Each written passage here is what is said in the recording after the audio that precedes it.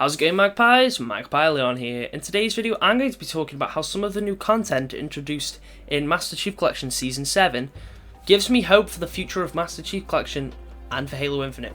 So, for those of you that aren't aware, which would be pretty strange, most people have already talked about Master Chief Collection Season 7. It's been out for almost a week now.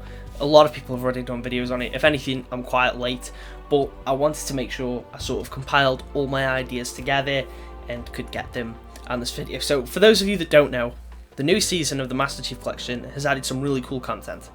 Custom game browser to reach, and obviously confirmed to be coming to the other games too.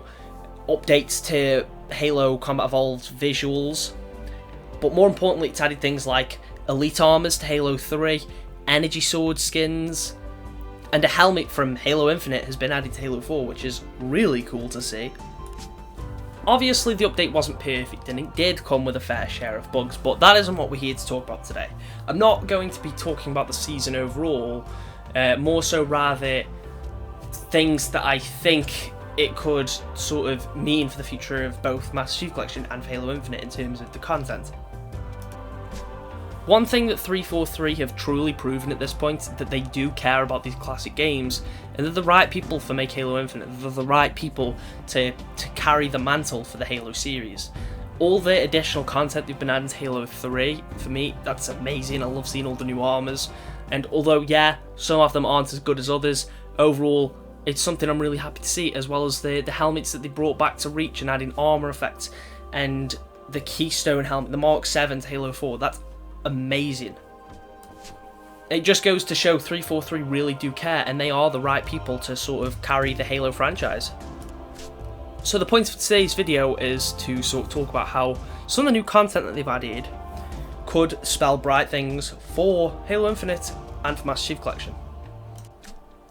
So with Master Chief Collection specifically, they've shown that they have no problem porting content in from like Halo Online to bring that to Halo 3, which I do think means we'll see even more maps in the future, even more content for Halo 3, I'm talking weapon skins, new armors, hopefully new maps, and maybe if we're lucky, even new weapons, some of the other weapons that were in Halo Online.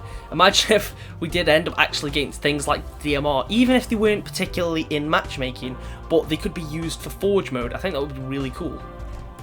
We'll also more than likely see even more elite armors and stuff like that. But another thing, with the Keystone helmet, also known as the Mark 7, being added to Halo 4, it shows that they're not just going to be adding content like from stuff like Halo Online and just porting that into the games.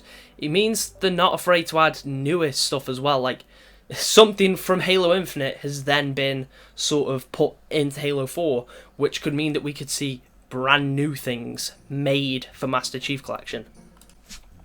By this I mean we could potentially see stuff like new maps for Halo 2 Anniversary be made, or brand new armors for some of these other games. I know one thing that people have actually requested is the Silent Shadow for Halo Reach. Well, who's to say 343 won't do that and actually create the Silent Shadow for Halo Reach, or if they're already in Infinite, maybe they will port them in and sort of bring newer content to these games. I know that is definitely sort of in a similar boat as to just porting things from Halo Online and making them fit into the game a bit more, but in a way it's a bit different at the same time, because the stuff in Halo Online was already made. It isn't as hard, but if they've made that stuff themselves, like for Halo Infinite obviously, they've made that themselves, seeing that then put into these games would be really cool. I mean, this could mean that we could potentially see things like new armors in Reach, or Halo 2 Anniversary, hopefully. I would love to see new armors in Halo 2 Anniversary, and the fact that they know the sort of importance to these things, they have been paying close attention to the community, so they probably do know that a lot of people want Halo 2 Anniversary content. We could even see like the elite armors from 4 and 5 in Halo 2 Anniversary's multiplayer, which I think will be pretty cool. Yeah, sure, I'm not the biggest fan of those, the art styles for those games, but I would love the opportunity to be able to play as those elites, if that makes sense. It shows that 343 are willing to sort of go to these lengths to make fans happy with these games. We could potentially see stuff like Chief's armor from Halo 4's campaign in the Halo 4 multiplayer. I think that's definitely a possibility now. Or we could even see some other armor sets from Halo Infinite make their way into Master Chief Collection as like a promotional thing. Like, imagine if we got Is it Jaeger Rondam? The really cool elite guy. I don't know how to pronounce his name, but imagine like his armor in Halo Reach or Halo 2 or even Halo 3. That would be really cool and a great little way to sort of promote this character for Halo Infinite. Hell, I'd just appreciate it if they added the Mark 7 to some of the other Halo games too. Like, that would be really cool, just seeing the Mark 7 in Reach and in Halo 2 Anniversary and in Halo 3 and sort of seeing how it fits into these different games with different art styles. But I guess most of you are probably wondering at this point, what do I mean as to how can this affect Halo Infinite? Well, it's definitely been some time since they've started adding content to Master Chief Collection, and it took a damn while, but we finally got new playable elite armors, which is something that's very important to fans. And I definitely think 343 understand the importance of having playable elites in Halo. So what I particularly mean here is, I don't think there won't be any playable elites in Halo Infinite. I think we will see them at one point, and I've said this time and time again, but I do think they're coming. I just think they'll come later on down the line. Halo Infinite has a 10-year plan, and I can guarantee that they have a lot planned for those 10 years. One of those things will more than likely be playable elites. And I think just the sort of the updates and the content they've really been pushing for Master Chief Collection goes to show that they do understand what fans want. They do understand what makes fans happy. So you will see stuff like this come to Halo Infinite. By that I mean classic armors, playable elites at some point. Hell, maybe even playable brutes. I would love playable brutes.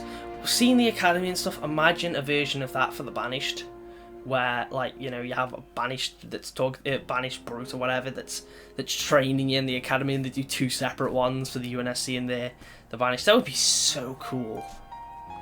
But the point is, Halo's in the right hands. The whole point of this video was more so, I guess, me just saying that I do think 343 have gone above and beyond to really prove themselves at this point. Halo Infinite's already shaping up to be an amazing game, and the work they've been putting into Master Chief Collection, it really does give me hope for the future of both Master Chief Collection and Halo Infinite. A lot of people have asked me if I think I'll go back to Master Chief Collection when Halo Infinite comes out, and yeah, of course I will. I still love Halo 3, Halo 2. I mean, I enjoy Halo 4, and I love going back and playing Reach's campaign. I still love these games, and ODST 2 and Halo 1. I love these games, I love these classic games, and as long as they keep adding content to it, I'll keep coming back to it. It's as simple as that. The same way that some people that play the newest Black Ops will still go back and play the original ones, or if you play like the newest Black Ops, you're still going to play Modern Warfare 2. Even though both of them have Warzone on there, you'll still play both. You get what I mean. Point is, I think Halo's in the right hands, and I don't think people should have to worry about it that much. Anyway, folks, I'm going to leave that video there. I started to get into rambling territory a little bit, so I think it's best we leave it here, and I will catch you all in the next one.